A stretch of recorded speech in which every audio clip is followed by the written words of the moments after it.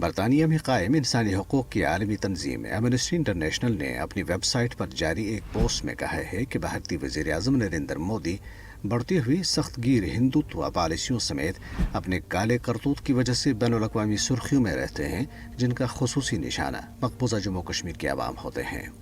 2017 سے ایمنسٹی کی country coordinator برائے بھارت اور نیپال چیری برٹ نے اپنی پوسٹ میں کشمیر میں مسمار کیے گئے ایک مکان کی تصویر کا ذکر کرتے ہوئے لکھا ہے کہ جیسا کہ تصویر میں دیکھا جا سکتا ہے کہ اسرائیلی طرز پر مشینری کا استعمال کرتے ہوئے کشمیریوں کے مکانات اور کاروبار کو بغیر کسی وارننگ یا معقول وجہ کے تباہ کیا جا رہا ہے۔ کشمیریوں کے وسائل کو لوٹنے کے بارے میں چیری برٹ نے اڈانی مائننگ ان کشمیر کے زیر عنوان لکھا ہے کہ منافع مودی کے قریبی ساتھی گوتم اڈانی کی کمپنی کو جائے گا، کشمیریوں کو کوئی فائدہ نہیں بلکہ انہیں ماحولیاتی تباہی اور نقل مکانی کا سامنا کرنا پڑے گا۔ چیری برٹ نے اپنی پوسٹ میں کشمیری صحافی عرفان معراج کی گرفتاری کا معاملہ بھی اٹھایا۔ انہوں نے لکھا کہ عرفان کو اسی تنظیم سے روابط کی وجہ سے گرفتار کیا گیا جس کے ساتھ روابط رکھنے پر خرم پرویز کو گرفتار کیا گیا تھا، یعنی Jammu Kashmir coalition of civil society, جس نے مقبوضہ جموں کشمیر میں قابض بھارتی فورسز کے ہاتھوں انسانی حقوق کی سنگین خلاف ورزیوں پر بار بار تنقید کی۔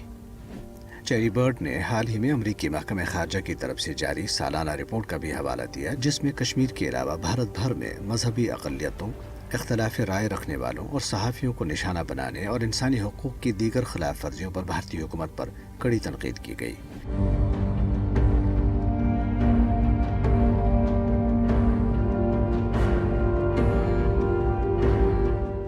یوں تو مقبوضہ جموں کشمیر اور بھارت بھر میں روزانہ کی بنیاد پر پیش آنے والے واقعات چیری برٹ کے اس بیان کی صداقت کی گواہی پیش کر رہے ہوتے ہیں، تاہم جس وقت انہوں نے بھارت میں اقلیت کشی، ظلم، استحصال اور فسطائیت کا یہ ذکر کیا، عین اسی وقت ریاست ہریانہ میں مسلمانوں پر ایک اور حملہ ان کے بیان کی تصدیق کر رہا تھا۔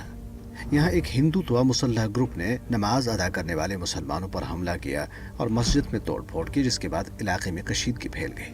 ریاست کے شہر سونی پت کے علاقے سندل کلاں میں کیے گئے اس حملے میں 1 درجن سے زائد نمازیوں کو زخمی کیا گیا اور مسجد کی توڑ پھوڑ کی گئی۔ اس واقعے کی باقاعدہ عکس بندی کی گئی ہے، اسے سوشل میڈیا پر ڈالا گیا جو وائرل ہوئی ہے۔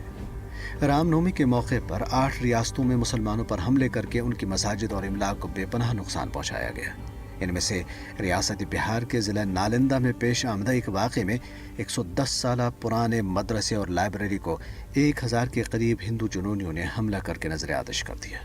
مدرسے میں رمضان کی وجہ سے تعطیل تھی، ورنہ شاید 20 مسلم طلبہ بھی قتل کر دیے جاتے۔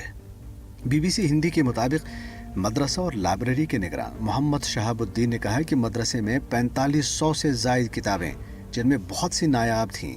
آگ میں جل کر تباہ ہو گئیں اور ان میں سے کوئی بھی باقی نہیں بچی۔ اور اندازہ کیجئے کہ حملہ دوپہر کو ہوا تھا، لیکن رات 11 بجے تک پولیس موقع پر نہیں پہنچی تھی۔ یہ ساری کتابیں جلی ہوئی دیکھی جا سکتی ہیں، تقریباً 4500 کتابیں تھیں اور یہ ساری کتابیں نایاب تھیں، مخطوطہ کتابیں تھیں، 6 الماریاں تھیں، اس میں سارے دستاویزات تھے 1924 سے لے کر کے اب تک کے ہزاروں طلبہ کا مستقبل سیاہ ہو گیا ہے۔ اس سے بآسانی اندازہ لگایا جا سکتا ہے کہ بھارت میں اقلیت، خاص طور پر مسلم کش ماحول کس قدر پروان چڑھ چکا ہے۔ کیا اس کے باوجود بھارت اپنے جمہوری اور سیکولر ہونے کا مزید دعویٰ کر سکتا ہے؟ بھارت اپنے حالات و واقعات اور خد و خال سے کھل کر دکھا رہا ہے کہ وہ ایک بدتر اور قابل گرفت فسطائی ملک بن چکا ہے۔ جرمن نازیوں کے پاس ایٹمی ہتھیار نہیں تھے، مگر ہندو انتہا پسندوں کے پاس ہیں، جنہوں نے بھارت کو بحیثیت ریاست اور اس کے آئین کو پاؤں کی جوتی بنا رکھا ہے۔ ایسے میں عالمی برادری اور عالمی ادارے کس چیز کا تماشا دیکھ رہے ہیں؟